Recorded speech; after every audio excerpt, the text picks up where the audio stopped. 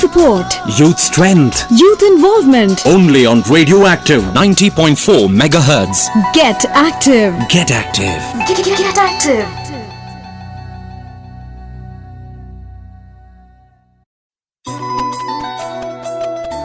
ನಮಸ್ಕಾರ ಸ್ನೇಹಿತರೆ, ನೀವು ಕೇಳ್ತಾ ಇದ್ದೀರಾ ಬೆಂಗಳೂರಿನ ಮೊಟ್ಟ ಮೊದಲ ಸಮುದಾಯ ಬಾನುಲಿ ಕೇಂದ್ರ 90.4 ಕಂಪನಾಂಕಗಳ ರೇಡಿಯೋ ಆಕ್ಟಿವ್.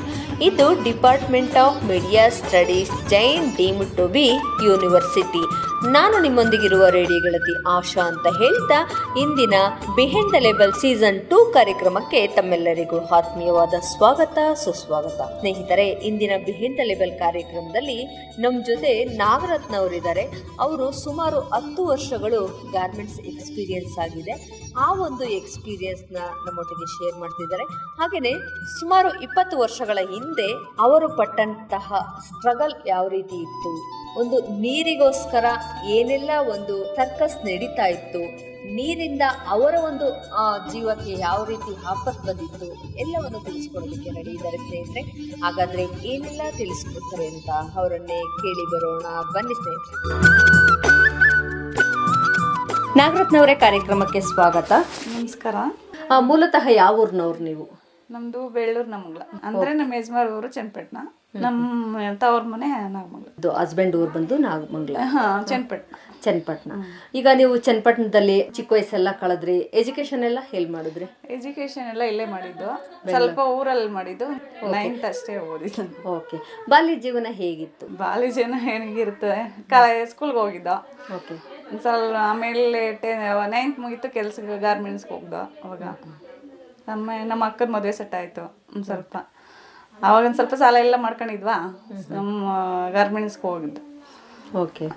ಅಂದರೆ ನಿಮಗೆ ಈಗ ಬಾಲ್ಯ ಜೀವನದಲ್ಲಿ ನನ್ನ ಮುಂದೆ ಏನಾಗಬೇಕು, ಅಥವಾ ಮದುವೆ ಮಾಡಿಕೊಂಡು ಲೈಫು ಹಸ್ಬೆಂಡ್ ಜೊತೆ ಸೆಟ್ಲ್ ಆಗಬೇಕು ಅಂತ ಇತ್ತಾ, ಇಲ್ಲ ನಾನು ಜೀವನದಲ್ಲಿ ಕೆಲಸ ಮಾಡಿಬಿಟ್ಟು ನನ್ನ ಸಂಸಾರ ನಾನು ಒಬ್ಬೊಬ್ರದ್ದು ಒಂದೊಂಥರ ಆಸೆ ಇರುತ್ತೆ. ಅಂದ್ರೆ ಸಮಸ್ಯೆಗಳು ಇರುತ್ತಲ್ವಾ. ಹೌದು. ಅಂದ್ರೆ ನಮ್ಮ ಚಿಕ್ಕಮ್ಮ ನಮ್ಮ ದೊಡ್ಡಮ್ಮನ ಜೊತೆಲಿ ಬೆಳೆದಿದ್ದು ನಾವು. ಒಂದು ಸ್ವಲ್ಪ ಅವರು ಒಂದು ಸ್ವಲ್ಪ ಟಾರ್ಚರ್ ಕೊಡೋರು, ಹಂಗಾಗಿ ಒಂದು ಸ್ವಲ್ಪ ಮದುವೆ ಅವ್ರು ಅರೇಂಜ್ ಮಾಡಿ ಮದುವೆ ಮಾಡಿದ್ದು ಅಷ್ಟೇ. ನಮ್ಮ ಜೀವನ ಆಯಿತು, ಮದುವೆ ಆಯಿತು, ಮಕ್ಕಳಾಯಿತು, ಜೀವನ ಕಳೀತು ಅಷ್ಟೇ. ಅಂದರೆ ಅರೇಂಜ್ ಮ್ಯಾರೇಜ್ ಟೋಟಲ್. ಓಕೆ. ನಿಮಗೆ ಈಗ ಮದುವೆ ಆದ ತಕ್ಷಣ ಏನು ಅನ್ನಿಸ್ತು? ಲೈಫ್, ಹೊಸ ಲೈಫ್ಗೆ ಎಂಟ್ರಿ ಆದರೆ ಏನನ್ಸುತ್ತೆ, ಸಂಸಾರ ಮಾಡಿರೋದೇ ಅದಕ್ಕಲ್ವಾ. ಮುಂದೆ ಹೋಯ್ತಾ ಹೋಯ್ತಾ ಜೀವನ ಇದಾಗುತ್ತೆ, ಒಂದು ಸ್ವಲ್ಪ ಕಷ್ಟ ಆಗುತ್ತೆ. ಅಂದ್ರೆ ಈಗ ಹೊಸ್ದಾಗ್ ಬಂದ ತಕ್ಷಣ ಹೊಸ ಅತ್ತೆ ಆಗಿರ್ಬೋದು, ಟಾರ್ಚರ್ ಇತ್ತು ಒಂದು ಸ್ವಲ್ಪ, ನಾದಿದಿರೋ ಒಂದು ಸ್ವಲ್ಪ ಅತ್ತೆದಿರೋ ಎಲ್ಲ ಟಾರ್ಚರ್ ಕಳ್ದಿ ಮುಂದೆ ಬಂದಿದ್ದೀನಿ ಅಷ್ಟೇ. ಓಕೆ. ಅದನ್ನೆಲ್ಲ ದಾಟ್ಕೊಂಡು ಬಂದಿದ್ದೀನಿ, ಫೇಸ್ ಮಾಡ್ತೀರಾ ಒಟ್ಟಲ್ಲಿ. ಈಗ ಏನ್ ಗೊತ್ತಾ, ಕೆಲವ್ರು ಮಹಿಳೆಯರು ಏನಪ್ಪಾ ಅಂದ್ರೆ ಅಲ್ಲಿಗೆ ಸೋತೋಗ್ಬಿಡೋದು, ಏನಾದ್ರೂ ಪ್ರಾಬ್ಲಮ್ಸ್ ಬಂದ್ರೆ ಓ ನಾನು ಯಾಕಪ್ಪ ನನ್ನ ಅಮ್ಮನ ಮನೆಗೆ ಚೆನ್ನಾಗಿದ್ದೆ, ಈ ತರ ಯಾವತ್ತಾದ್ರೂ ಅನ್ಸಿದ್ಯಾ? ಆ ಲೈಫ್ ಒಂಥರ ಚೆನ್ನಾಗಿತ್ತು. ಲೈಫ್ ಅಂದ್ರೆ ನಮ್ ನಾದಿದ್ದೀರು 4 ಜನ ಇದ್ದಿದ್ದು, ಅವ್ರ ಟಾರ್ಚರ್ ಅಲ್ಲಿ ಒಂದ್ ಸ್ವಲ್ಪ ಇದಾಗಿತ್ತು. ನಮ್ಮ ಯಜಮಾನರು ನಮ್ಮ ಕಡೆ ಇದ್ರಲ್ಲ, ಅದೊಂದು ಸ್ವಲ್ಪ ಇದಾಯ್ತು, ಒಂದು ಸ್ವಲ್ಪ ಕವರ್ ಆಯ್ತು. ಓಕೆ. ನಿಮ್ಗೆ ಹೊರಗಡೆ ಹೋಗಿ ದುಡಿಬೇಕು ಅನ್ಸಿದ್ದೆ ಆವಾಗ? ದುಡಿಬೇಕು ಅಂದ್ರೆ ಮದುವೆ ಆಗಿದ ತಕ್ಷಣ ಪ್ರೆಗ್ನೆಂಟ್ ಆಗಿದೆ. ಇನ್ನು ಅವಾಗ ಹೋಗ್ದು, ಅವಾಗೆಲ್ಲ ಒಂದು ಸ್ವಲ್ಪ ಕಾಲೆಲ್ಲ ಉತ್ಕೊಳ್ಳೋದು, ಒಂದು ಸ್ವಲ್ಪ ಇದು ಮಾಡಿದ್ದು ಸ್ಟಾಪ್ ಮಾಡಿದ್ದೆ. ಆಮೇಲೆ ಮಕ್ಕಳೆಲ್ಲ ಅದು ದೊಡ್ಡ ಚಿಕ್ಕ ಮಕ್ಕಳು ಹೋಗೋಕೆ ಆಗಿಲ್ಲ. ಈಗ ಒಂದು ಸ್ವಲ್ಪ ಹೋಗಿದೆ, ಮಕ್ಕಳು ಕಾಲೇಜ್ಗೆಲ್ಲ ಹೋಗ್ತಿದ್ರಲ್ಲ, ಮನೇಲಿ ಒಂದು ಸ್ವಲ್ಪ ಸಮಸ್ಯೆ ಆಯಿತು, ಒಂದು ಸ್ವಲ್ಪ ಅದಾಗಿ ಒಂದು ಸ್ವಲ್ಪ ಮನೇಲೆ ಹೋಗ್. ಅಂದ್ರೆ ಈಗ ನೀವು ಮದುವೆ ಆಗಿ ಎಷ್ಟು ವರ್ಷದ ನಂತರ ದುಡಿಯಕ್ಕೆ ಹೋಗ್ಬೇಕು ಅನ್ನಿಸ್ತು? ಈಗ ಹೋಗ್ಬೇಕು ಅನ್ಸುತ್ತೆ, ಮಕ್ಳು ಕಾಲೇಜ್ಗೆ ಹೋಗ್ತಾವ್ರಲ್ಲ, ಹೋಗ್ಬೇಕು ಅನ್ಸುತ್ತೆ. ಅಂದ್ರೆ ಮನಿ ಪ್ರಾಬ್ಲಮ್ ಇಂದ ಹೋಗ್ಬೇಕು ಅನ್ಸುತ್ತೆ? ಮನೆ ಪ್ರಾಬ್ಲಮ್ ಇಂದಾನೆ ಹೋಗ್ಬೇಕು. ಅಮೌಂಟು ಒಂದು ಸ್ವಲ್ಪ, ಮಕ್ಳುಗಳು ಕಾಲೇಜು ಫೀಸ್ ಎಲ್ಲ, ಅಡ್ಮಿಷನ್ ಎಲ್ಲ ಬೇಕಲ್ವಾ, ಎಲ್ಲ ಒಂದು ಸ್ವಲ್ಪ ಇದಾಗುತ್ತೆ. ಓಕೆ. ಮದುವೆ ಆದ್ಮೇಲೆ ಇವಾಗ ಗಾರ್ಮೆಂಟ್ಸ್ಗೆ ಹೋಗಿದ್ದೀನಿ ಅಂತ ಹೇಳಿದ್ರಿ. ECC 2 ಮಾಡಿದ್ದೆ. ಓಕೆ. ಆಮೇಲೆ KC ಇದು JBC ಮಾಡಿದೆ. ಆಮೇಲೆ ಟ್ರಯಾಂಗಲ್ 3 ಮಾಡಿದ್ದು. ಓಕೆ. ಯಾಕೆ 9th ಸ್ಟಾಪ್ ಮಾಡಿದ್ರಿ ಎಜುಕೇಶನ್? 9th ಅಂದ್ರೆ ನಮ್ಮ ಅಕ್ಕನ ಮದುವೆ ಇದಾಯ್ತಲ್ವಾ, ಒಂದು ಸ್ವಲ್ಪ ಸಾಲ, ಅವಾಗ ಅಮೌಂಟ್ ಕಡಿಮೆ. ಓಕೆ. ಹೌದು. ಗಂಡು ಕಳ್ಸಕ್ಕೆ ಇದು ಮಾಡಕ್ಕೆ ಒಂದು ಸ್ವಲ್ಪ ಅದಕ್ಕೆ ಕೆಲಸ ಮಾಡಬೇಕು ಅನ್ನಿಸ್ತು. ಓಕೆ. ನಂದು ಹೆಲ್ಪ್ ಆದರೆ ನನ್ನ ಒಂದು ಅಮೌಂಟು ಅಪ್ಪ ಅಮ್ಮಂಗೆ ಹೆಲ್ಪ್ ಆಗುತ್ತೆ ಅಂತ ಒಂದು ಸ್ವಲ್ಪ ಥಾಟ್ ಇಟ್ಕೊಂಡು ಹೋದ್ರಿ. ಓಕೆ. ಸ್ಟಾರ್ಟಿಂಗ್ ಹೋದಾಗ ನಿಮಗೆ ಗೊತ್ತಿತ್ತ ಗಾರ್ಮೆಂಟ್ಸ್ ಒಳಗೆ ಯಾವ ಥರ ಕೆಲಸಗಳು ಏನು ಅಂತ? ಅಂದರೆ ಸ್ಟಾರ್ಟಿಂಗ್ ಗೊತ್ತಿರಲ್ಲ, ಮೇಲೆ ಟಚರ್ ಜಾಸ್ತಿ ಆಗುತ್ತಲ್ವಾ, ಆಮೇಲೆ ಒಂದ್ ಸ್ವಲ್ಪ ಅಡ್ಜಸ್ಟ್ ಆಯ್ತು. ಏನ್ ಎಕ್ಸ್ಪೆಕ್ಟೇಷನ್ ಇಟ್ಕೊಂಡು ಹೋಗಿದ್ರಿ ಗಾರ್ಮೆಂಟ್ಸ್ ಒಳಗೆ, ಯಾವ ತರ ಇರುತ್ತೆ ಅಂತ? ಜನ ಈಗ ಅಕ್ಕಪಕ್ಕ ಫ್ರೆಂಡ್ಸ್ಗಳು ಹೇಳಿರೋದನ್ನ ಕೇಳ್ಕೊಂಡು ಹೋಗಿದ್ರ, ಅಥವಾ ಯಾವ ತರ ಇದ್ರು ನಾನು ಮಾಡ್ತೀನಿ ಫೇಸ್ ಮಾಡ್ತೀನಿ? ಚಿಕ್ಕಮ್ಮ ಇದ್ರು ಅಲ್ಲಿ, ಅವರು ಕೆಲ್ಸಕ್ಕೆ ಹಾಕೊಂಡ್ರು ಅವಾಗ ಒಂದ್ ಸ್ವಲ್ಪ ಇದಾಯ್ತು, ಅಡ್ಜಸ್ಟ್ ಆಯ್ತು. ಏನ್ ಕೆಲಸ ಮಾಡಿದ್ರಿ ಸ್ಟಾರ್ಟಿಂಗ್ ಹೆಲ್ಪರ್ ಕೆಲಸ ಮಾಡಿದೆ, ಆಮೇಲೆ ಫೀಡಿಂಗ್ ಹೆಲ್ಪರ್ ಮಾಡಿದೆ, ಆಮೇಲೆ ಚೆಕಿಂಗ್ ಕೆಲಸ. ಓಕೆ. ಹೆಲ್ಪರ್ ಮಾಡಬೇಕಾದ್ರು ಮತ್ತು ಫೀಡಿಂಗ್ ಹೆಲ್ಪರ್ ಮಾಡಬೇಕಾದ್ರು ವ್ಯತ್ಯಾಸ ಏನು ಕಂಡ್ರಿ? ವ್ಯತ್ಯಾಸ ಅಂದರೆ ಫೀಡಿಂಗ್ ಹೆಲ್ಪರ್ಗೆ ಒಂದು ಸ್ವಲ್ಪ ಪ್ರೊಡಕ್ಷನ್ ಎಲ್ಲ ಕೊಡಬೇಕು ಮ್ಯಾನೇಜರ್ಗೆ, ಅವ್ರಿಗೆಲ್ಲ ಅಕೌಂಟು ಎಲ್ಲ ತೋರಿಸ್ಬಿಟ್ಟೆ ಹೋಗ್ಬೇಕಾಯ್ತು. ಒಂದು ಸ್ವಲ್ಪ ಏನಾರ ಇದಾದರೆ ಶಾರ್ಟೇಜ್ ಆದರೆ ಬೈಯೋರು, ಮಿಸ್ಟೇಕ್ ಆದರೆ. ಹೌದು, ಅಂದರೆ ತುಂಬ ಜವಾಬ್ದಾರಿಯುತ ಕೆಲಸ. ಹೌದು, feeding helper. Okay. By mistake ಫೀಸ್ಗಳೆಲ್ಲ ಕಡಿಮೆ ಬಂದರೆ ಬೈಯೋದು, ಮ್ಯಾನೇಜರು ಎಲ್ಲ ಇದು ಮಾಡಿ ಟಾರ್ಚರ್ ಕೊಡೋಲ್ಲ ಒಂದು ಸ್ವಲ್ಪ. ಅಂದ್ರೆ ನೀವು ಕೌಂಟ್ ಮಾಡಿ ಏನ್ ಕೆಲಸ ಮಾಡ್ತಿದ್ರಿ ಫೀಡಿಂಗ್ ಹೆಲ್ಪರ್ ಆಗಿ? ಅದೇಳಿ ಫೀಸ್ ಇದು ಫುಲ್ ಫೈನಲ್ ಚೆಕಿಂಗ್ ಇರುತ್ತಲ್ವಾ, ಅದು ಎಲ್ಲ ನಂಬರ್ ಬರ್ಕೊಳ್ಳೋದು, ಎಷ್ಟು ಫೀಸ್ ಮಾಡ್ತಾರೆ ಅದೆಲ್ಲ ಬರ್ಕೊಳ್ಳೋದು. ಓಕೆ. ಅದೆಲ್ಲ ಬರ್ಕೊಂಡು ಅಂದ್ರೆ ಕೌಂಟಿಂಗ್ ನೀವೇ ತಗೊಬೇಕು? ಕೌಂಟಿಂಗ್ ತಗೋಬೇಕು, ಬರಿಬೇಕು. ಅದು ಕೌಂಟಿಂಗ್ ಕಡಿಮೆ ಬಂದ್ರೆ ಬೈಯರ್ ಮ್ಯಾನೇಜರ್. ಬೈ ಮಿಸ್ಟೇಕ್ ಈಗ ನೀವು ಫಾಸ್ಟ್ ಆಗಿ ಕೌಂಟ್ ಮಾಡ್ತಾ ಇರ್ತೀರಾ, ಅವಾಗ ಏನಾದ್ರು ಒಂದು ಜಾಸ್ತಿ ಆಗ್ಬೋದು ಅಥವಾ ಕಮ್ಮಿ ಆಗ್ಬೋದು, ಅಷ್ಟು ಕರೆಕ್ಟ್ ಆಗಿ ಕೌಂಟಿಂಗ್ ಕೊಡ್ಬೇಕಾಯ್ತು. ಒಂದು ಮಿಸ್ಟೇಕ್ ಆದ್ರೂ ಅದಕ್ಕೆ ಅಲ್ಲಿ ಬಿಟ್ಟೆ ಟ್ರಯಾಂಗಲ್. ಆಮೇಲೆ ಈಚೆ ಹೋದೆ, ಅಲ್ಲಿ ಚೆಕಿಂಗ್ ಸೇರ್ಕೊಂಡೆ. ಆಮೇಲೆ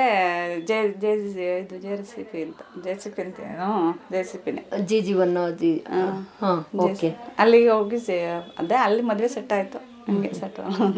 ಅಂದ್ರೆ ಮದ್ವೆಗಿಂತ ಮುಂಚೆಯಿಂದಾನು ನೀವು ಅಲ್ಲಿ ಎಷ್ಟು ತುಂಬಾ ವರ್ಷದಿಂದ ಮಾಡಿದೆ, 10 ವರ್ಷ ನಾವಿತ್ತು.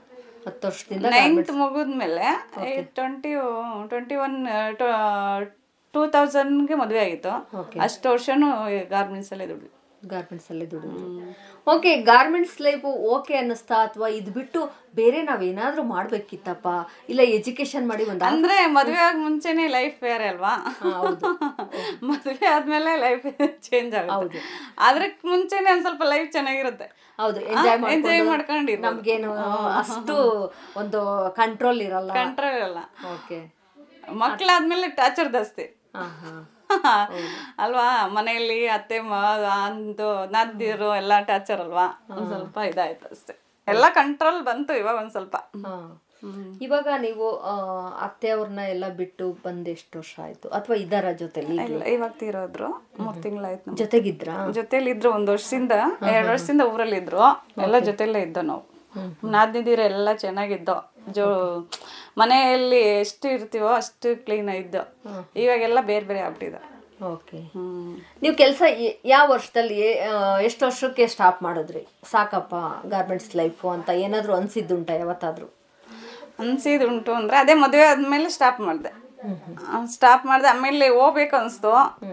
ಆಮೇಲೆ ಒಂದು ಸ್ವಲ್ಪ ಮನೆಯಲ್ಲಿ ಕೆಲಸ ಮಾಡಿ ಹಿಂದೆನೆ ಪ್ರೆಗ್ನೆಂಟ್ ಆದ್ವಾ, ಅದು ಒಂದು ಸ್ವಲ್ಪ ಮನೆಯಲ್ಲಿ ಮಾಡ್ಬಿಟ್ಟು ಅಲ್ಲಿ ಮಾಡೋಕ್ಕಾಗಲಿಲ್ಲ, ಒಂದು ಸ್ವಲ್ಪ ಇದಾಯ್ತು, ಅಲ್ಲಿಗೆ ಸ್ಟಾಪ್ ಮಾಡಿದೆ. ಅವಾಗ ಒಂದೊಂದು ನಂತರ ಬೇಬಿ ಸಾಕ್ಬೇಕು, ಅದು ನೋಡ್ಕೋಬೇಕು, ಅದು ಶುರು ಆಯ್ತು. ಅವೆಲ್ಲ ನಿಭಾಯಿಸ್ಬೇಕಾದ್ರೆ ಯಾರಾದ್ರೂ ಹೆಲ್ಪ್ ಮಾಡ್ತಿದ್ರಾ? ಅಮ್ಮ ಮನೆಗೆ ಹೋಗ್ತಿದ್ರಾ? ಅಥವಾ ಅಂದ್ರೆ ಅಮ್ಮ ಮನೆ ದೂರ ಅಲ್ವಾ, ನಾಮಂಗ್ಲೇ ಇರೋದು, ಯಾರ ಮನೆಗೂ ಇಲ್ಲ. ಅಂದ್ರೆ ನಮ್ಮ ಯಜಮಾನ್ರ ಅಷ್ಟೇ, ನಾನು ಅಷ್ಟೇ. 1 ವರ್ಷಕ್ಕೆ ಒಂದ್ಸಲ ಊರಿಗೆ ಹೋಗ್ತಾ ಇದ್ದೆ, ಇಲ್ಲೇ ಬರೋರು ಅಮ್ಮ ಎಲ್ಲ ಮಾಡೋರು. ಓಕೆ. ನೀವು ನೋಡಿರೋ ಪ್ರಕಾರ 10 ವರ್ಷ ಗಾರ್ಮೆಂಟ್ಸಲ್ಲಿ ಕೆಲಸ ಮಾಡಿದ್ದೀರಾ, ಅದರ ಎಕ್ಸ್ಪೀರಿಯನ್ಸ್ನ ಸ್ವಲ್ಪ ಶೇರ್ ಮಾಡಿ. ಈಗ ಸಾಕಷ್ಟು ಜನ ಬೇರೆ ಬೇರೆ ಕಡೆಯಿಂದೆಲ್ಲ ಬಂದಿರ್ತಾರೆ ಹೆಣ್ಮಕ್ಳು ಕೆಲಸ ಮಾಡೋದಕ್ಕೆ. ಹೆಣ್ಮಕ್ಳು ಗುರಿ ಏನಿರುತ್ತಪ್ಪ ಅಂದರೆ, ನಾನು 4 ಕಾಸು ಸಂಪಾದನೆ ಮಾಡಬೇಕು, ನನಗೆ ಬೇಕಾಗಿರೋದನ್ನ ತಗೋಬೇಕು, ನನ್ನ ಇಷ್ಟಕ್ಕೆ ನಾನು ಬದುಕಬೇಕು. ಅಥವಾ ಗಂಡ ಇಲ್ಲದೆ ಇರೋರು ತುಂಬ ಜನ ಬಂದು ಜೀವನ, ಎಲ್ಲರಿಗೂ ಕೂಡ ಗಾರ್ಮೆಂಟ್ಸ್ ಒಂಥರ ಜೀವನ ಕೊಡುವಂತಹ ಆಧಾರ ಸ್ತಂಭ ಅಂತಲೇ ಹೇಳ್ಬೋದು. ಹಾಗಾಗಿ ನಿಮ್ಮ ಅನುಭವಕ್ಕೆ ಗಾರ್ಮೆಂಟ್ಸ್ ಯಾವ ಥರ? ಗಾರ್ಮೆಂಟ್ಸ್ ಅಂದ್ರೆ ಜೀವನ ಮಾಡೋದು ಕಷ್ಟ ಅಲ್ವಾ, ಹಳ್ಳಿಯಿಂದ ಬಂದಿರ್ತಾರೆ, ಗಾರ್ಮೆಂಟ್ಸೇ ನಂಬ್ಕೊಂಡು ಬಂದಿರ್ತಾರೆ. ಈಗ ಗಂಡ ಕೆಲ್ಸಕ್ಕೆ ಹೋಗಲ್ಲ, ಮಕ್ಕಳು ಸಾಕಬೇಕು, ಸ್ಕೂಲ್ಗೆ ಹೋಗೋಕ್ಕೆ ಫೀಸ್ ಕಟ್ಟಬೇಕು, ಅಡ್ಮಿಷನ್ ಮಾಡಬೇಕು, ಎಲ್ಲ ತುಂಬ ತೊಂದರೆ. ಹೆಣ್ಮಕ್ಳು ದುಡ್ದಿಲ್ಲ ಅಂದರೆ ಗಂಡದಿರು ಒಂದು ಸ್ವಲ್ಪ ಇದಾಗ್ತಾರೆ ಅಲ್ವಾ. ಒಬ್ಬೊಬ್ಬರು ಮನೇಲೇ ಇರ್ತಾರೆ, ಒಬ್ಬರು ಈಗ ಆಟೋ ಓಡಿಸ್ಕೊಂಡು ಜೀವನ ಮಾಡೋದೇ ತುಂಬ ಕಷ್ಟ. ನಮ್ಮನೆಯವರು ಆಟೋನೇ ಓಡಿಸೋದು. Okay. ಅಂದ್ರೆ ನಮಗೂ ಅದ್ರ ಜೀವನ ನಡೆದಿದೆ. ಓಕೆ. ಹೆಂಡತಿ ಸಪೋರ್ಟ್ ಬೇಕೇ ಬೇಕು ಆಟೋ ಹೆಂಡತಿ ಸಪೋರ್ಟ್ ಇರ್ಲೇಬೇಕು. ಅಂದ್ರೆ ಆಟೋದಲ್ಲಿ ಏನು ಬಿಗ್ನೆಸ್ ಇರಲ್ಲ, ಎಲ್ಲ ಪೆಟ್ರೋಲ್ ಆದ್ರೂ ಕೂಡ ಬಿಸ್ನೆಸ್ ಎಲ್ಲೋ ಒಂದ್ ಕಡೆ ಆಗುತ್ತೆ, ಆದ್ರೂ ಕೂಡ ಅದ್ರ ಅಂದ್ರೆ ಖರ್ಚು ಜಾಸ್ತಿ ಆಗುತ್ತೆ, ಮನೇಲಿ ಮೇಂಟೈನ್ ಮಾಡೋದು ಕಷ್ಟ. ಓಕೆ. ತುಂಬಾ ಕಷ್ಟ ಆಗಿದೆ. ಅದೊಂದ್ ಸ್ವಲ್ಪ ಇದಾಗಿ ದಿನನಿತ್ಯ ಗ್ಯಾಸ್ ಗಂತೆ ಅವ್ರ ಖರ್ಚು ಈಗ ಒಂದ್ ಸ್ವಲ್ಪ ಜಾಸ್ತಿ ಇದೆ, 1,000 ಮೇಲ್ ಮಾಡ್ಬಿಟ್ರು ಗ್ಯಾಸ್. ಎಲ್ಲ ಮೇಂಟೈನ್ ಮಾಡೋದು ಕಷ್ಟ ಆಗ್ಬಿಟ್ಟಿದೆ, ತುಂಬಾ ಕಷ್ಟ. ತುಂಬಾ ಎಲ್ಲ ಬೆಲೆಗಳೆಲ್ಲ ರೇಟ್ ಜಾಸ್ತಿ ಆಗಿದೆ. ಹಾಗಾಗಿ ನಿಮ್ಗೂ ಎಲ್ಲೋ ಒಂದ್ ಕಡೆ ಹಸ್ಬೆಂಡ್ಗೆ ನಾನು ಹೆಲ್ಪ್ ಮಾಡಿದ್ರೇನೆ ನಮ್ ಸಂಸಾರ ಸಾಗೋದು ಅನ್ನಿಸ್ತಾ ಇದೆಯಾ? ಅನ್ಸ್ತು. ಹೋಗಕ್ಕೆ ಪ್ರಾಬ್ಲಮ್ ಆಯ್ತು. ಅದೇ ಮಕ್ಳಿಂದ ಒಂದ್ ಸ್ವಲ್ಪ ಇದಾಯ್ತು ನಂಗೆ. ನೋಡ್ಕೊಳ್ಳಲಿಲ್ಲ ಮಕ್ಳನ್ನ, ಎಲ್ಲ ನಾನೇ ನೋಡ್ಕೋಬೇಕು. ಎಲ್ಲ ನೀರಿಗೆಲ್ಲ ತುಂಬಾ ತೊಂದರೆ ಇತ್ತು ಇಲ್ಲಿ. ತುಂಬಾನೇ ತೊಂದರೆ ಇತ್ತು ಲಗ್ಗೆರಲ್ಲಿ. ಅವಾಗ ಸಿಕ್ಕಾಬಟ್ಟೆ ಪ್ರಾಬ್ಲಮ್ಸ್ ಇತ್ತು ಬಿಡಿ. ನೀರ್ಗೆ, ಕುಡಿಯೋ ನೀರ್ಗೋಸ್ಕರ ಪಿಳ್ಳಪ್ಪನ ಕಟ್ಟೆವರೆಗೂ ಹೋಗ್ತಾ ಇತ್ತು. ಫುಲ್ ನನ್ ಮಗನ ಹೊಟ್ಟೆಲಿ ಇಟ್ಕೊಂಡು ನೀರ್ ಹೊತ್ತಿದ್ದೀನಿ ನಾನು. ಓಕೆ. ಇಬ್ರು ಮಕ್ಳನ್ನ ಕೈಲಿ ಇಟ್ಕೊಂಡು ನೀರ್ ಹೊತ್ಕೊಂಡ್ ಬಂದು ಇದ್ ಮಾಡ್ದೆ. ಅದಕ್ಕೊಂದ್ ಸ್ವಲ್ಪ ಟಾರ್ಚರ್, ಮನೆ ಕೆಲ್ಸ ಅದಕ್ಕೆ ಹೋಗ್ಲಿಲ್ಲ. ಈಗೆಲ್ಲ ನೀರ್ ಚೆನ್ನಾಗಿ ಬರ್ತಾ? ನೀರೆಲ್ಲ ಬರುತ್ತೆ ಈಗ ಒಂದ್ ಸ್ವಲ್ಪ. ನಿಮ್ಮ ಏರಿಯಾದಲ್ಲೆಲ್ಲ ಫುಲ್ ಬರುತ್ತೆ ಈಗ. ವಾರಕ್ಕೆ 2 ಸಲ ಬಿಡ್ತಾರೆ. ಎಲ್ಲೂ ಹೋಗಿ ಬೇರೆ ಕಡೆ ತರೋ ಅವಶ್ಯಕತೆ ಏನಿಲ್ಲ. ಕೊಳ ಎಲ್ಲ ಹಾಕ್ಸ್ಕೊಂಡಿದ್ದೀರಾ? ಇವಾಗ ಸ್ವಲ್ಪ ನೀರಿಂದೇನು ತೊಂದರೆ ಇಲ್ಲ. ಏನಿಲ್ಲ. ಆವಾಗ ಎಲ್ಲೆಲ್ಲಿ ಹೋಗಿ ನೀರ್ ತಗೊಂಡ್ ಬಂದಿದ್ದೀರಾ? ಅಂದ್ರೆ ಇಲ್ಲಿ ಕೆಳಗಡೆ ಲವಕುಶ ನಗರ, ಅಂದ್ರೆ ಇದು ಚೌಡೇಶ್ವರಿ ನಗರ ಎಲ್ಲ ತಗೊಂಡ್ಬಂದಿದ್ವಿ ಹೋಗಿ. ಆಟೋದಲ್ಲಿ ಹೋಗಿ ಇಟ್ಕೊಂಡ್ ಬರ್ತಾರೆ? ಆಟೋ ನಮ್ಮ ಮನೆಯವರು ಅಲ್ಲಿ ಲಿಂಗ್ ರೋಡ್ ಇಂದ ಎತ್ಕೊಂಡ್ಬರೋರು. ಕೆಳಗಡೆ ಮೋರಿ ಇದೆಯಲ್ಲ, ಅಲ್ಲಿಂದ ಆಟೋದಲ್ಲಿ ಹಾಕೊಂಬರೋರು. ಫುಲ್ ಆಟೋದಲ್ಲಿ ನೈಟಲ್ಲಿ ಡ್ಯೂಟಿ ಮುಗಿಸ್ಕೊಂಡ್ ಬಂದು ಹಾಕೊಂಬರೋರು. ಅಷ್ಟು ಕಷ್ಟಪಟ್ಟಿದೀವಿ ಮಾತ್ರ. ಹೌದು. ಆಗಿರೋ ವಾತಾವರಣಕ್ಕೂ ಈಗಿರೋ ವಾತಾವರಣಕ್ಕೂ ಎಲ್ಲೋ ಒಂದ್ ಕಡೆ ಬೆಟರ್ ಅನ್ಸುತ್ತಾ? ಬೆಟರ್ ಇವಾಗ ಒಂದ್ ಸ್ವಲ್ಪ, ಅವಾಗಿಂದ ಇವಾಗ ಒಂದ್ ಸ್ವಲ್ಪ ಬೆಟರ್ ಅನ್ಸುತ್ತೆ. ಇನ್ನು ಈಗ ಗಾರ್ಮೆಂಟ್ಸ್ ತಗೊಳ್ಳೋಣ ನಾವು. ಗಾರ್ಮೆಂಟ್ಸ್ ಅಲ್ಲಿ ಹೆಣ್ಮಕ್ಳಿಗೆ ಈ ತರ ಎಲ್ಲ ಅನುಕೂಲ ಇದೆ ಅಂತ ಅನ್ಸುತ್ತೆ. ಈಗ ಬೈಯೋದು ಮತ್ತೆ ಪೀಸ್ ಆಗಿಲ್ಲ ಅಂದ್ರೆ ಇದ್ರ ಬಗ್ಗೆ ಹೇಳೋದಾದ್ರೆ ತುಂಬಾ ಇದೆ. ಅಂದ್ರೆ ಅವ್ರು ಬೈಯೋದಕ್ಕೆ, ಟಾರ್ಚರ್ ಕೊಡೋದಕ್ಕೆ ಗಾರ್ಮೆಂಟ್ಸೇ ಬೇಡ ಅನ್ಸುತ್ತೆ ಒಂದೊಂದ್ಸಲಿ ಅಲ್ವಾ. ತುಂಬಾ ಟಾರ್ಚರ್ ಕೊಡ್ತಾರೆ. ಒಬ್ಬೊಬ್ರು ಒಳ್ಳೆ ಮಾಸ್ಟರ್ ಇರ್ತಾರೆ, ಅಂದ್ರೆ ಒಬ್ರು ಎಷ್ಟು ಕೆಟ್ಟದಾಗ ಬೈತಾರೆ ಗೊತ್ತಾ, ಫುಲ್ಲು ಕೆಟ್ಟ. ಒಂದೊಂದ್ಸಲ ನನಗೆ ಬೇಡ ಅನ್ಸ್ಬಿಟ್ಟದೆ ಗಾರ್ಮೆಂಟ್ಸ್ ಅಂತ. ಅವಾಗ ಅದು ಕಷ್ಟ ಇರೋದಕ್ಕೆ ಹೋಗ್ತಾ ಇದೆ ಅನ್ನೋ ಅಷ್ಟು ಟಾರ್ಚರ್ ಕೊಡೋರು. ಅವಾಗ ಏನ್ ಅನ್ಸುತ್ತೆ? ಎಲ್ಲೋ ಒಂದ್ ಕಡೆ ಕಣ್ಣೀರು ಹಾಕಿದ್ದು? ಎಲ್ಲ ಹಾಕಿದೀನಿ, ಕಣ್ಣೀರು ಹಾಕಿದೀನಿ. ಅಂದ್ರೆ ಒಂದ್ ಸ್ವಲ್ಪ ಮಾಡಿದೀನಿ ಅದನ್ನು. ಅಂದ್ರೆ ಬ್ಯಾಚಲ್ಲೇ ಏನಾದ್ರು ಬೈದ್ ಬಿಟ್ಟಾಗ ಹಂಗೆ ಹತ್ಕೊಂಡೆ ಕೆಲಸ ಮಾಡೋದು. ಈಗ ಎಷ್ಟೋ ಜನ, ನಾನು ಹೆಣ್ಮಕ್ಳನ್ನ ಇಂಟರ್ವ್ಯೂ ಮಾಡಿದ್ದೀನಿ, ನಾವು ಮಧ್ಯಾಹ್ನ ಟೈಮ್ ಊಟ ಮಾಡ್ದಂಗೆ ಕೆಲಸ ಮಾಡಿದ್ದೀನಿ ಆಗಿನ ಪರಿಸ್ಥಿತಿಲಿ. ಇವಾಗ ಒಂದ್ ಸ್ವಲ್ಪ ಕಮ್ಮಿ ಆಗಿದೆ ಅದೆಲ್ಲ ಅರೇಂಜ್ಮೆಂಟ್ಸ್ ಎಲ್ಲ ಅಂತ ಹೇಳ್ತಾರೆ. ನಿಮ್ ಪ್ರಕಾರ ನೀವ್ ಯಾವತ್ತಾದ್ರೂ ಆತರ ಆಗಿದೆಯಾ? ಮಾಡಿದೀನಿ ಆತರ. ಊಟ ಬಿಟ್ಟೆ ಕೆಲಸ ಮಾಡಿದೀನಿ. ಅಂದ್ರೆ ನಾವು ಫೈನಲ್ ಚೆಕಿಂಗ್ ಮಾಡ್ತಿದ್ದು JBCಲಿ. ಅಂದ್ರೆ ಮಾಸ್ಟರ್ ಒಂದ್ ಸ್ವಲ್ಪ ಸಪೋರ್ಟ್ ಮಾಡೋರು. ಅಂದ್ರೆ ನನ್ನ ಮದುವೆ ಸೆಟ್ ಆಯ್ತಲ್ಲ, ಅದಕ್ಕೆ ಬಿಟ್ಬಿಟ್ಟೆ. ಇಲ್ಲಾಂದ್ರೆ ಮಾಡ್ತಾ ಇದ್ದೆ, ಅಲ್ಲೇ ಸೆಟ್ ಆಗಿತ್ತು ಒಂದ್ ಸ್ವಲ್ಪ. ಫೈನಲ್ ಚೆಕಿಂಗ್ ಮಾಡ್ತೀನಿ. ಕಡಿಮೆ ಪೇಮೆಂಟ್ ಅವಾಗೆಲ್ಲ, ತುಂಬಾ 3,000 3,500 ಪೇಮೆಂಟ್ ಹೋಗಿದ್ದು. ನಿಮ್ಗೆ ಯಾವತ್ತಾದ್ರೂ ಅನ್ಸಿದ್ಯಾ ನಮ್ಗೆ ಆದಂತಹ ಕಾನೂನುಗಳಿವೆ, ನಾವು ಅದನ್ನ ತಿಳ್ಕೋಬೇಕು, ಮತ್ತೆ ಗಾರ್ಮೆಂಟ್ಸ್ ಅಲ್ಲಿ ಯಾಕೆ ಈ ತರ ಬೈತಾರೆ, ಇದನ್ನೆಲ್ಲ ಸ್ಟಾಪ್ ಆಗ್ಬೇಕು, ಹೆಣ್ಮಕ್ಳು ಗೌರವ ಬೇಕು ಅನ್ಸಿದ್ಯಾ? ನಮ್ದು ತಪ್ಪಿರುತ್ತಲ್ವಾ, ನಾವು ತಿದ್ಕೋಬೇಕದು ಅಲ್ವಾ. ಯಾರೇ ಕೆಲಸ ಮಾಡಿದ್ರು ತಪ್ಪಿರುತ್ತೆ ಅದ್ವಾ. ಎಷ್ಟೇ ಪೀಸ್ ಬೇರೆ ಪ್ರೊಡಕ್ಷನ್ ಕೊಡ್ಬೇಕಲ್ವಾ. ಅಂದ್ರೆ ಫಾಸ್ಟ್ ಆಗಿ ಮಾಡ್ತಾ ಇರ್ತೀವಿ, ಏನಾದ್ರು ಪ್ರಾಬ್ಲಮ್ ಆಗಿರುತ್ತೆ, ಬೈತಾರೆ. ಅದು ನಮ್ದು ತಪ್ಪಲ್ವಾ? ಅಲ್ಲ, ನಮ್ದು ತಪ್ಪಿರುತ್ತೆ, ಬಟ್ ಲಿಮಿಟ್ ಮೀರಿ ಬೈಯೋ ಅಂತ ಚಾನ್ಸಸ್ ಇದೆ. ಬೈತಾರೆ, ಕೇಳಿದ್ದೀನಿ ನಾನು. ಯಾಕಂದ್ರೆ ಒಬ್ಬೊಬ್ಬರಿಗೆ ಒಂದೊಂದ್ ತರ ಅಂತಾನು ಕೇಳಿದ್ದೀನಿ ನಾನು. ಇದಾರೆ. ಅಂದ್ರೆ ಗಾರ್ಮೆಂಟ್ಸ್ ಅಲ್ಲಿ ಏನ್ ಗೊತ್ತಾ, ಈ ಒಳ್ಳೆ ಚೆನ್ನಾಗಿ ಮಾತಾಡೋ ಹತ್ರ ಇದಾರೆ, ಬೆಳಕು ಅಂತವ್ರು ಇದಾರೆ. ನಮ್ಗೆ ಆತರ ಇಷ್ಟ ಇರ್ಲಿಲ್ಲ. ಅಂತವ್ರ ಆದ್ರೆ ಚೆನ್ನಾಗಿ ಮಾತಾಡ್ಕೊಂಡು ಏನ ಬೈಯಲ್ಲ ಮಾಸ್ಟರ್ಗಳೆಲ್ಲ, ಆತರ ಇದಾರೆ. ಗಾರ್ಮೆಂಟ್ಸ್ ಜೀವನನೇ ಅಷ್ಟು. ಇನ್ನು ಕೆಲವರು, ಬಟ್ ನಾನು ಇಂಟರ್ವ್ಯೂ ಮಾಡಿರೋ ಪ್ರಕಾರ ಎಷ್ಟೋ ಜನ ಹೇಳ್ತಾರೆ, ಕೆಲಸ ಅವ್ರಿಗಿಂತೂ ಎಕ್ಸ್ಟ್ರಾ ಮಾಡ್ಕೊಂಡು ಹೋಗ್ತಾ ಇರ್ತೀವಿ ನಾವು. ಬೈ ಮಿಸ್ಟೇಕ್ ಯಾವುದೋ ಒಂದು ಸಂದರ್ಭ ಬಂತು ಅಂದರೆ ನಾವು ಎಷ್ಟು ಮಾಡಿರೋದನ್ನು ವೇಸ್ಟು ಅನ್ನೋ ಥರ ನಮ್ಮನ್ನು ಬಿಹೇವ್ ಮಾಡ್ತಾರೆ. ಅದು ಯಾಕೆ ಅಂತ ಕ್ವಶನ್ ಮಾಡ್ತಾರೆ. ಯಾಕೆ ಅಂದರೆ ಅದು ಒಬ್ಬರು ಕಂಡ್ರೆ ಆಗಲ್ಲ, ಓಕೆ ಮಾಸ್ಟರ್ಗಳಿಗೆ ಒಬ್ರು ಅಂದ್ರೆ ನಾವು ಸೋಷಿಯಲ್ ಆಗಿರ್ತೀವಲ್ಲ ಅವ್ರ ಜೊತೆಲಿ ಅಂತವ್ರಿಗೆ ಚೆನ್ನಾಗಿ ಇದ್ ಮಾಡ್ತಾರೆ, ಅಲ್ಲೇ ಇದಾಗಿರೋದದು. ಈ ಪೆದ್ ನಂಗೆ ನನ್ ಕೆಲಸ ಏನೋ ನಾನು ಅಂತ ಅನ್ನೋರ್ಗೆ ಸ್ವಲ್ಪ ಸಪೋರ್ಟ್ ಕಡಿಮೆ. ಓಕೆ, ಅದ್ರ ಪ್ರಕಾರ ಏನ್ ಅನ್ಸುತ್ತೆ? ನಾನು ಕೂಡ ಸ್ಟ್ರಾಂಗ್ ಆಗ್ಬೇಕು ಮಹಿಳೆ, ನಾನು ಕೂಡ ಮಾತಾಡ್ಬೇಕು ಅಂತ ಅನ್ಸಿದ್ದು ಅಂದ್ರೆ ಗಾರ್ಮೆಂಟ್ಸ್ ಹೋದ್ಮೇಲೆ ಅಥವಾ ಗಾರ್ಮೆಂಟ್ಸ್ಗಿಂತ ಮುಂಚೆ ಇತ್ತ? ಗಾರ್ಮೆಂಟ್ಸ್ ಹೋದ್ಮೇಲೆ ಬುದ್ಧಿ ಕಲ್ತೀವಿ, ಜೋರಿದೆ ಒಂದ್ ಸ್ವಲ್ಪ. ಗಾರ್ಮೆಂಟ್ಸ್ ಎಲ್ಲ ಕಳ್ಸಿದೆ ಜೀವನನ. ಅಂದ್ರೆ ನಮ್ಮ ಮನೆಯವ್ರು ಅದು ಬೈಯೋರು, ಗಾರ್ಮೆಂಟ್ಸ್ಗೆ ಹೋದ್ರೆ ಬಾಯಿ ಜಾಸ್ತಿ ಮಾಡ್ತೀಯ ಅಂತ. ಅದು ಅವನ ಅದು ಅಲ್ಲಿ ಇರೋದಂಗೆ, ಗಾರ್ಮೆಂಟ್ಸ್ ಪಾಠ ಕಲ್ಸುತ್ತೆ ಅಲ್ಲಿ. ಹೆಣ್ಮಕ್ಳಿಗೆ ಎಲ್ಲ ಒಂದ್ ಕಡೆ ಗಾರ್ಮೆಂಟ್ಸ್ ಲೈಫು ಪಾಠ ಕಲಿಯೋದಕ್ಕೆ ಒಳ್ಳೇದು ಅಂತೀರಾ? ಅಡ್ಜಸ್ಟ್ ಮಾಡ್ಕೊಂಡು ಹೋದ್ರೆ ಗಾರ್ಮೆಂಟ್ಸ್ ಅದು, ಮನೆಯಲ್ಲೂ ಅಡ್ಜಸ್ಟ್ ಮಾಡ್ಕೊಂಡು ಅಲ್ಲೂ ಮಾಡ್ಕೊಂಡು ಹೋದ್ರೆ ಗಂಡಿರು ಕೇರ್ ತಗೋಬೇಕು, ಮಕ್ಳು ಕೇರ್ ತಗೋಬೇಕು. ಅದು ಪ್ರತಿಯೊಂದು ಎಫರ್ಟ್ ಒಬ್ರೇ ಹಾಕೋದಿಕ್ಕಾಗಲ್ಲ ಅಂತ ನಿಮ್ಮ ಒಂದು ಪ್ರಶ್ನೆ. ಓಕೆ, ಅಂದ್ರೆ ಇಬ್ರು ಸಮಾನವಾಗಿ ಕೆಲಸ ಮಾಡ್ಕೊಂಡು ಅಂದ್ರೆ ಅಡ್ಜಸ್ಟ್ ಮಾಡ್ಕೊಂಡು ಗಂಡ ಹೆಂಡತಿರು ಇದಾಗಿ ಅನ್ಯೋನ್ಯಾಗಿ ಹೋದ್ರೆ ಗಾರ್ಮೆಂಟ್ಸ್ ಅಲ್ಲಿ ಮಾಡ್ಕೊಂಡ್ ಬರ್ಬೋದು. ಇಲ್ಲ ಗಂಡನೇ ಬೇರೆ ಇದೇ ಬೇರೆ ಅಂದ್ರೆ ಒಂದ್ ಸ್ವಲ್ಪ ಅಡ್ಜಸ್ಟ್ ಮಾಡೋದು ಕಷ್ಟ ಆಗುತ್ತೆ. ಅಂದ್ರೆ ಏನ್ ಗೊತ್ತಾ, ಈಗ ಗಾರ್ಮೆಂಟ್ಸ್ ಅಲ್ಲಿ ಮಾಡಿ ನೀವ್ ಹೇಳೋ ಪ್ರಕಾರ ಗಾರ್ಮೆಂಟ್ಸ್ ಅಲ್ಲಿ ಮಾಡಿ ಮನೇಲಿ ಮಾಡಕ್ ಆಗ್ತಿಲ್ಲ ಅಂತ, ಎರಡೂ ಕೆಲಸ ಮಾಡಕ್ಕಾಗಲ್ಲ. ಮನೇಲಿ ಒಬ್ರು ಇದ್ರೆ ಮಾಡ್ಕೋಬಹುದು. ಈಗ ಗಾರ್ಮೆಂಟ್ಸ್ಗೆ ಹೋಗಿ ಸ್ಟ್ರಾಂಗ್ ಆಗಿದ್ದೀನಿ, ಕೆಲವೊಂದು ವಿಷಯಗಳೆಲ್ಲ ಕಲ್ತಿದ್ದೀನಿ ಅಂತ. ಮೇನ್ ಏನ್ ಕಲ್ತ್ರಿ ಗಾರ್ಮೆಂಟ್ಸ್ ಅಲ್ಲಿ? ಏನ್ ಕಲ್ತೆ ಅಂದ್ರೆ ಮನೇಲಿ ಏನು ಕಲ್ತಿರಲ್ಲ, ಅದು ಹೊರಗಡೆ ಕಲ್ತಿದೀನಿ. ಸ್ವಲ್ಪ ಬಾಯಿ ಇಡೋದು, ಯಾರೇ ಹೆಂಗ್ ಮಾತಾಡ್ತಾರೆ ಮಾಸ್ಟರ್ ಹತ್ರ, ಒಂದ್ ಸ್ವಲ್ಪ ಅಂದ್ರೆ ಒಂದ್ ಸ್ವಲ್ಪ ಬಾಯಿ ಇದೆಲ್ಲ ಕಲ್ತ. ಅಂದ್ರೆ ನಾವು ದಡ್ರ ತರ ಸುಮ್ನೆ ಕೆಲಸ ಮಾಡಬಾರ್ದಪ್ಪ, ಕೆಲ್ಸದ ಜೊತೆಗೆ ನಮ್ಮ ಮಾತು ಕೂಡ ಬೆಳಿಬೇಕು ಅನ್ಸಿದ್ದುಂಟು.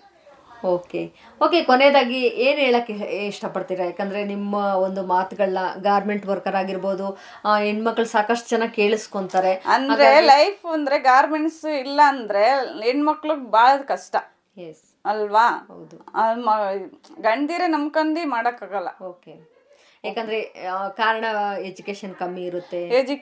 ಇವಾಗೆಲ್ಲ ಅಡ್ಮಿಷನ್ ಫೀಸ್ ಎಲ್ಲ ಜಾಸ್ತಿ ಇದೆ, ಹೆಣ್ಮಕ್ಳು ಹೋಗ್ಲೇಬೇಕು ಮತ್ತೆ ಗೌರ್ಮೆಂಟ್ ಇದೆ. ಈಗ ಗೌರ್ಮೆಂಟ್ ಸಪೋರ್ಟ್ ಇಲ್ಲ ನಮ್ಗೇನು, ಮಧ್ಯ ವರ್ಗದವ್ರಿಗೆ ಏನು ಸಪೋರ್ಟ್ ಇದೆ ಗೌರ್ಮೆಂಟ್ ಅಲ್ಲಿ?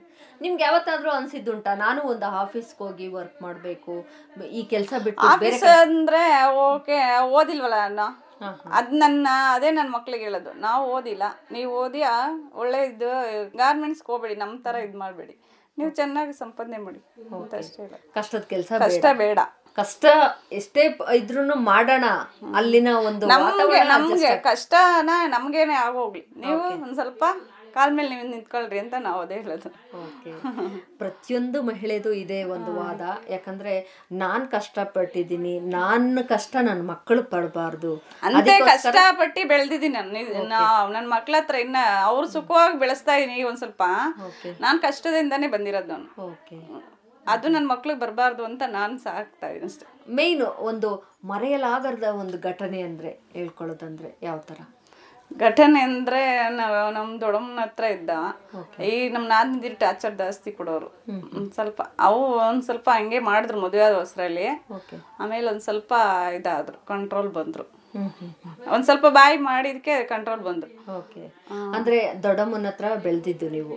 ನಮ್ಮಮ್ಮ ಊರಲ್ಲಿ ಇದ್ರು, ಇಲ್ಲಿ ನಮ್ಮ ಅಕ್ಕ ಇದ್ರ, ಅದಕ್ಕೆ ಇಲ್ಲಿಗೆ ಓದ್ಸಕ್ ಕರ್ಕೊಂಬಂದ್ರು ಮಕ್ಕ. ಅಂದ್ರೆ ನಮ್ ಚಿಕ್ಕಮ್ಮ ದೊಡ್ಡಮ್ಮ ಇದ್ರು, ಅವ್ರ ಹತ್ರ ಬೆಳೆದಿದ್ನ ಸ್ವಲ್ಪ ದಿವಸ. ಹೌದು, ಈಗ ಎಷ್ಟೇ ಆಗ್ಲಿ ಅವ್ರ ಏನೇ ಪ್ರೀತಿ ಕೊಟ್ರು ನಾವು ತಾಯಿ ಹತ್ರ ಬೆಳೆಯಲ್ಲ, ಚಾನ್ಸೇ ಇಲ್ಲ ಅಂತೀರಾ? ಎಸ್, ಅದು ಎಲ್ಲ ಅಂದ್ರೆ ಅವ್ರ ಏನೇ ಫ್ರೀಡಮ್ ಕೊಟ್ರು ಒಂದ್ಸಲ ಸೂಸೈಡ್ ಮಾಡ್ಕೊಳಕ್ ಹೋಗಿದೆ ನೋಡಿ. ಅವ್ರ ಕಾಟ ತ್ರೀನಾರ್ದಲ್ಲೇ ಸೂಸೈಡ್ ಮಾಡ್ಕೊಳಕ್ ಹೋಗಿದ್ದು, ಅಷ್ಟು ಟಾರ್ಚರ್ ಕೊಟ್ಟಿದ್ದಾರೆ. ಅದಕ್ಕೆ ಯಾವ ರೀತಿ ಮನೆ ಕೆಲಸ ಮಾಡೋದು, ಎಲ್ಲಾರ ಬಂದು ಎಷ್ಟು 3 ಗಂಟೆಗೆ ಎದ್ದಿ ಕೆಲಸ ಮಾಡ್ಬೇಕಾಯ್ತು ನಾನು. ನೀರು ಅಲ್ಲೂ ಪ್ರಾಬ್ಲಮ್ ಇತ್ತು ಅವಾಗ. 3 ಗಂಟೆಗೆ ಎದ್ದಿ ನೀರ್ ಹಿಡ್ದಿ ಸ್ನಾನ ಮಾಡಿ ಅಡಿಗೆ ಎಲ್ಲ ಮಾಡಿ ಕೆಲ್ಸಕ್ಕೆ ಹೋಗ್ತಿದ್ದೆ. ಅವಾಗ ತುಂಬಾ ಕಷ್ಟ ಅವಾಗ ತುಂಬಾ ಕಷ್ಟನೇ. ಅಷ್ಟು ಅದೇ ನಾವು ಅಮ್ಮಂಗ ಬೈಕ್ ಆಳ್ತಿದ್ದೆ, ಯಾಕೆ ಬಿಡು, ಇವಾಗ್ಲೂ ಬೈತೀನಿ ನಾನು ಅಷ್ಟ ಅಂತ ಬೈತೀನಿ ಅಮ್ಮ ಬಂದ್ರಾಗೆ. ಯಾಕೆ ಬಿಟ್ರಿ ಬೇರೆಯವ್ರ ಮನೇಲಿ, ಕಷ್ಟ ಅನುಭವಿಸಿರೋಕೆ ಇಷ್ಟ ಒಂದ್ ಸ್ವಲ್ಪ ಸುಖ, ಇವಾಗ ಒಂದ್ ಸ್ವಲ್ಪ ನೆಮ್ಮದಿ ಇದೆ. ಸ್ವಲ್ಪ ನಾಗರತ್ನ ಅಷ್ಟೇ, ಹೆಣ್ಮಕ್ಳು ಏನಾದ್ರೂ ಒಂದ್ ಸ್ವಲ್ಪ ಕಷ್ಟ ನೋವಾದ್ರೂ ಕೂಡ ಬೇಗ ನಮ್ಗೆ ಬರದೇ ನಮ್ಗೆ ಸೂಸೈಡ್. ಇವಾಗ ನೀವು ಕೂಡ ಅದರಲ್ಲಿ ಗೆದ್ದು ಬಂದಿದ್ದೀರಾ, ನಾನು ಒಂದ್ ಕಡೆ ಎಲ್ಲೋ ಒಂದ್ ಕಡೆ ಗೆದ್ದು ಬಂದಿರೋದೆ ಆ ತರ ಕಷ್ಟಗಳನ್ನೆಲ್ಲನ. ಹಾಗಾಗಿ ಕೇಳ್ತೀನಿ, ಈಗ ನೀವು ಸೂಸೈಡ್ ಮಾಡ್ಕೊಳಕ್ ಹೋಗಿದ್ರಲ್ಲ, ಆ ಒಂದು ಸಂದರ್ಭದಲ್ಲಿ ಏನ್ ಅನ್ಸಿತ್ತು ನಿಮ್ಗೆ? ಅನ್ಸಿದೇನು, ಇವ್ರ ಹತ್ರ ಎಲ್ಲ ಬೈಸ್ಕೋಬಾರ್ದು, ಹೋಗ್ಬೇಕು ನಾನು ಹೊಟ್ಟೋಗ್ಬೇಕು ಹೊತ್ತಿಗೆ ಅಂತ ಇವಾಗ್ಲೂ ಒಂದೊಂದ್ಸಲ ಅನ್ಸುತ್ತೆ. ಏನಾದ್ರು ಪ್ರಾಬ್ಲಮ್ ಅಂದ್ರೆ ಆತರ ಆಗ್ಬಾರ್ದು ಅಷ್ಟೇ. ಹಂಗೆ ಚಾಲೆಂಜ್ ಅಂದ್ರು ನಮ್ಮಣ್ಣ ನನ್ನ ತಂಗಿ ಸಾಕತಿ ಅಂತ ನಮ್ಮಣ್ಣ ಸಾಕ್ತ ಅವಾಗ ಆ ಸೀಸನ್ ಅಲ್ಲಿ. ಅವಾಗ ಅಷ್ಟು ನಮ್ ದೊಡ್ಡಮ್ಮ ಚಿಕ್ಕಮ್ಮ ಟಾರ್ಚರ್ ಕೊಡೋರು. ನನ್ನ ತಂಗಿ ಎಲ್ಲಿ ಕಳ್ಸಲ್ಲ ಅಂದ್ಬಿಟ್ಟು ನಮ್ಮ ಅಣ್ಣ ಮದುವೆ ಮಾಡಿ ಕಳ್ಸಿದ್ದು. ಆ ಟಾರ್ಚರ್ ತಡಿನರದಲ್ಲೇ ಮದುವೆ ಮಾಡಿ ಕಳ್ಸಿದ್ದು ಬೇಗ. ಹೌದು, ಅಷ್ಟು. ಓಕೆ, ಅವಾಗ ಯಾರು ಬಂದು ನಿಮ್ಮನ್ನ ಕಾಪಾಡಿದ್ದು ಸೂಸೈಡ್ ಮಾಡ್ಕೊಳಕ್ ಹೋದಾಗ? ಅಲ್ಲೇ ಇದ್ರು ನಮ್ಮ ದೊಡ್ಡಮ್ಮ. ಒಂದ್ ಸ್ವಲ್ಪ ಇದು ಏನೋ ಔಷಧಿ ಇತ್ತು ಕುಡ್ದಿರ್ಲಿಲ್ಲ, ಸಕ್ಕರೆ ಹಾಕೊಂಡು ಮಿಕ್ಸ್ ಮಾಡ್ತಾ ಇದ್ದೆ. ಬಂದ್ ಅವಾಗ ಕಿತ್ಕೊಂಡ್ರ? ಓಕೆ, ಅವಾಗ ಮತ್ತೆ ಬೈದ್ಬಿಟ್ಟು ಸರಿ ಮಾಡಿ ನಮ್ಮ ಅಕ್ಕನ ಭಾವ ಬಂದು ಆಮೇಲೆ ಊರ್ ಕಳ್ಸ್ಬಿಡ್ಲ ಇರ್ಬೇಡ ಅಂದ್ರ. ಅವಾಗ ನಮ್ಮ ಅಣ್ಣ ನಮ್ಮಮ್ಮ ಬಂದ್ರ, ನಾನು ಎಲ್ಲೂ ಕಳ್ಸ ನನ್ನ ತಂಗಿನ ಎಲ್ಲ ಇಟ್ಕತಿ ಅಂದ್ರ. ನಮ್ಮಮ್ಮ ಹೇಳಿದ್ರು ಒಂದ್ ಸ್ವಲ್ಪ ಒಬ್ಳೆ ಇರೋದ್ ಬೇಡ, ಹೆಣ್ಮಗಳು ಇರ್ಲಿ ಮದ್ವೆ ಆಗಂಟ ಅವ್ರ ಜೊತೆಲೆ ಅಂದ್ಬಿಟ್ಟು ನಮ್ಮಮ್ಮ ತೀರ್ಮಾನ ಮಾಡ್ಬಿಟ್ಟು ಬಿಟ್ಟೋದ್ರು. ಅದಂತ. ಓಕೆ, ಈ ಮೂಲಕ ಕೊನೆಯದಾಗಿ ಏನ್ ಹೇಳಕ್ ಇಷ್ಟಪಡ್ತೀರಾ ಹೆಣ್ಮಕ್ಳಿಗೆ? ಯಾಕಂದ್ರೆ ನೀವು ಹೆಣ್ಮಕ್ಳಿಗೆ ಜಯ ಸಿಕ್ಬೇಕು, ನೆಮ್ಮದಿ ಸಿಕ್ಬೇಕು ಗಂಡಿರಂದ. ಗಾರ್ಮೆಂಟ್ಸ್ ಅಲ್ಲಿ ಪಾಪ ಕಷ್ಟ ಬೇಕು ಅಂದ್ರೆ ನಮ್ಮಲ್ಲಿ ಯಾವ ತರ ಒಂದು ಇರ್ಬೇಕು ಛಲ ಇರ್ಬೇಕು ಅಂದ್ರೆ ಒಳ್ಳೆ ಓದ್ಬೇಕು, ಸ್ವಲ್ಪ ಕೆಲಸ ಮಾಡಿ ಮಕ್ಳು ಇಂದ ಒಂದ್ ಸ್ವಲ್ಪ ಇದ್ರೆ ಹೆಣ್ಮಕ್ಳಿಗೂ ಒಂದ್ ಸ್ವಲ್ಪ ಇದಾಗುತ್ತೆ. ತುಂಬಾ ನಾಲೆಡ್ಜ್ ಬೆಳೆಸ್ಕೊಂಡು ಸಮಾಜದಲ್ಲಿ ತೊಡಕೊಂಡು ಸಾಕಷ್ಟು ಒಂದು ನಾವು ಕಲ್ತ್ಕೊಳ್ಳೋ ಅಂತಹ ಗೌರವ ಆಗಿರ್ಬೋದು, ಮತ್ತೆ ನಡವಳಿಕೆ ಆಗಿರ್ಬೋದು, ಇದೆಲ್ಲಾನು ಚೇಂಜಸ್ ಕಂಡಾಗ ಆಟೋಮೆಟಿಕ್ ಆಗಿ ನಾವು ಒಂದು ಸಂಸಾರ ಗಂಡಿರಿಂದ ನೆಮ್ಮದಿ ಸಿಕ್ಬೇಕು ಹೆಣ್ಮಕ್ಳಿಗೆ, ಮೇನ್ ಇಂಪಾರ್ಟೆಂಟ್ ಅಷ್ಟೇ ಕೇಳ್ಕೊಳ್ತಾರೆ ಅಲ್ವಾ. ಅವರು ಒಂದ್ ಸ್ವಲ್ಪ ಬಡವರಾಗ್ಲಿ, ಹೌದು, ಗಂಡ ಹೆಂಡ್ತಿರು ಅನುಕೂಲಾಗಿ ಚೆನ್ನಾಗಿದ್ರೆ ಏನೇ ಮಾಡಿದ್ರು ಸಪೋರ್ಟ್ ಮಾಡೋ ಒಂದು ಮನೋಭಾವನೆ ಇರಬೇಕು ಹಸ್ಬೆಂಡ್ಗೆ. ಓಕೆ ನಾಗರತ್ನ ಅವರೇ, ಒಂದು ಒಳ್ಳೆ ಮಾಹಿತಿನೇ ತಿಳಿಸ್ಕೊಟ್ಟಿದ್ದೀರಾ ಅಂತ ಹೇಳ್ಬೋದು. ಇಷ್ಟೆಲ್ಲ ಮಾಹಿತಿ ತಿಳಿಸ್ಕೊಟ್ಟಿದ್ದಕ್ಕೆ ಧನ್ಯವಾದಗಳು ನಿಮಗೆ. ಥ್ಯಾಂಕ್ಸ್. ಕೇಳಿದ್ರಲ್ಲ ಸ್ನೇಹಿತರೆ, ಇದುವರೆಗೂ ನಾಗರತ್ನ ಅವರು ನಾವು ಸುಮಾರು 20-30 ವರ್ಷಗಳ ಹಿಂದೆ ಈ ಒಂದು ಏರಿಯಾದಲ್ಲಿ ಸಾಕಷ್ಟು ನೀರಿಗೋಸ್ಕರನೇ ಪರದಾಟ ಮಾಡ್ತಾ ಇದ್ವಿ. ಕುಡಿಯೋ ನೀರಿಗೋಸ್ಕರ ಸುಮಾರು 5-6 ಕಿಲೋಮೀಟ್ರ್ವರೆಗೂ ಹೋಗಿ ನಾವು ಕುಡಿಯೋ ನೀರು ತರ್ತಾ ಇದ್ವಿ. ಅಷ್ಟು ಒಂದು ಕಷ್ಟ ಇತ್ತು. 3 ಗಂಟೆಗೆ ಎದ್ದೇಳಬೇಕಿತ್ತು. 3 ಗಂಟೆಗೆ ಎದ್ಬಿಟ್ಟು ನಾವು ಫಸ್ಟು ಮಾಡ್ತಾ ಇದ್ದಿದ್ದ ಕೆಲಸನೇ ನಾವು ನೀರು ತರುವಂಥದ್ದು. ಅದಾದ ನಂತರ ಎಲ್ಲ ಕೆಲಸವನ್ನು ಮುಗಿಸಿ ನಾವು ಗಾರ್ಮೆಂಟ್ಸ್ಗೆ ಹೋಗಬೇಕಾಗಿತ್ತು. ಈ ಥರ ಒಂದು ಕಷ್ಟ ಇತ್ತು. ಈಗ ಎಲ್ಲೋ ಒಂದು ಕಡೆ ಸುಧಾರಣೆ ಆಗಿದೆ ನೀರಿನ ಬಗ್ಗೆ. ನಮಗೆ ತುಂಬ ಉಪಯೋಗ ಅಂತಲೇ ಹೇಳ್ಬೋದು. ಲಗ್ಗೆರೆ ಒಳಗೆ ಸಾಕಷ್ಟು ನೀರು ಪ್ರಾಬ್ಲಮ್ಸ್ ಇತ್ತು, ಈಗ ಚೆನ್ನಾಗಿ ಬರ್ತಾ ಇದೆ ಅಂತ ಹೇಳಿದ್ದಾರೆ. ಹಾಗೆ ಗಾರ್ಮೆಂಟ್ಸಲ್ಲಿ ಏನೆಲ್ಲ ಸ್ಟ್ರಗಲ್ ಆಯಿತು ಅನ್ನೋದ್ರ ಬಗ್ಗೆ ನಮ್ಮೊಟ್ಟಿಗೆ ತಿಳಿಸ್ಕೊಟ್ಟಿದ್ದಾರೆ. ಮತ್ತು ಎಲ್ಲೋ ಒಂದು ಕಡೆ ನನ್ನ ಜೀವನ ಇಷ್ಟಕ್ಕೆ ಮುಗೀತು, ನನಗಿನ್ನ ಆಗಲ್ಲ ಅನ್ನುವಂತಹ ಪರಿಸ್ಥಿತಿ ಬಂದಾಗ ನಾನು ಸೂಸೈಡ್ ಮಾಡ್ಕೊಳ್ಳೋಕ್ಕೂ ಹೊರಟಿದ್ದೆ. ಆ ಒಂದು ಸ್ಥಿತಿ ಇರಬೇಕಾದ್ರೆ ನನಗೆ ಎಲ್ಲೋ ಒಂದು ಕಡೆ ತುಂಬಾ ಸ್ಟ್ರಾಂಗ್ ಅನಿಸಿದ್ದು ನನಗೆ ಗಾರ್ಮೆಂಟ್ಸು ಅಂತಲೇ ಹೇಳ್ಬೋದು. ಒಂದು ಕಡೆ ಗಾರ್ಮೆಂಟ್ಸ್ಗೆ ಹೋದ ನಂತರ ಸಾಕಷ್ಟು ವಿಚಾರಗಳನ್ನ ತಿಳಿದ ನಂತರ ಮತ್ತು ಸಾಕಷ್ಟು ಹೆಣ್ಣು ಮಕ್ಕಳಲ್ಲಿ ಒಡನಾಟಗಳು ಇಟ್ಕೊಂಡಾಗ ಆವಾಗ ನನಗೆ ಎಲ್ಲೋ ಒಂದು ಕಡೆ ಚಾಲೆಂಜ್ ಆಯಿತು. ಆ ಚಾಲೆಂಜಿಂದ ನಾನು ಬದುಕಿ ಇಲ್ಲಿವರೆಗೂ ಮಕ್ಕಳನ್ನ ಸಾಕ್ಕೊಂಡು ಸಂಸಾರ ನಿಭಾಯಿಸ್ಕೊಂಡು ಹೋಗ್ತಾ ಇದ್ದೀನಿ ಅಂತ ತಿಳಿಸ್ಕೊಟ್ರು ಸ್ನೇಹಿತರೆ. ಇಷ್ಟೆಲ್ಲ ಮಾಹಿತಿ ತಿಳಿಸ್ಕೊಟ್ಟಂತಹ ನಾಗರತ್ನ ಅವ್ರಿಗೆ ಧನ್ಯವಾದಗಳನ್ನು ಹೇಳ್ತಾ ಈ ಕಾರ್ಯಕ್ರಮ ಮುಗಿಸೋಣ. ಈ ಕಾರ್ಯಕ್ರಮ ನಿಮಗೆ ಇಷ್ಟ ಆಗಿದೆ ಅಂತ ನಾನು ಭಾವಿಸ್ತಾ, ನಿಮಗೆ ಇಷ್ಟ ಆಗಿದ್ದಲ್ಲಿ ನಮ್ಮ ಒಂದು ಫೇಸ್ಬುಕ್, ಇನ್ಸ್ಟಾಗ್ರಾಮ್, ಟ್ವಿಟ್ಟರ್ ಹಾಗೆ ಸೌಂಡ್ಕ್ಲೌಡ್ ಆ್ಯಪ್ ಮೂಲಕ ಕಮೆಂಟನ್ನು ತಿಳಿಸಿ. ಹಾಗೆ ರೇಡಿಯೋ ಆಕ್ಟಿವ್ 90.4 ಮೆಗಾಹರ್ಟ್ಸ್ ಕಾರ್ಯಕ್ರಮ ಫೇಸ್ಬುಕ್ ಪೇಜನ್ನು ಫಾಲೋ ಮಾಡಿ ಅಂತ ಹೇಳ್ತಾ ಧನ್ಯವಾದಗಳೊಂದಿಗೆ ನಾನು ನಿಮ್ಮ ರೇಡಿಯೋ ಗೆಳತಿ ಆಶಾ. ಮುಂದಿನ ಕಾರ್ಯಕ್ರಮದಲ್ಲಿ ಭೇಟಿಯಾಗೋಣ.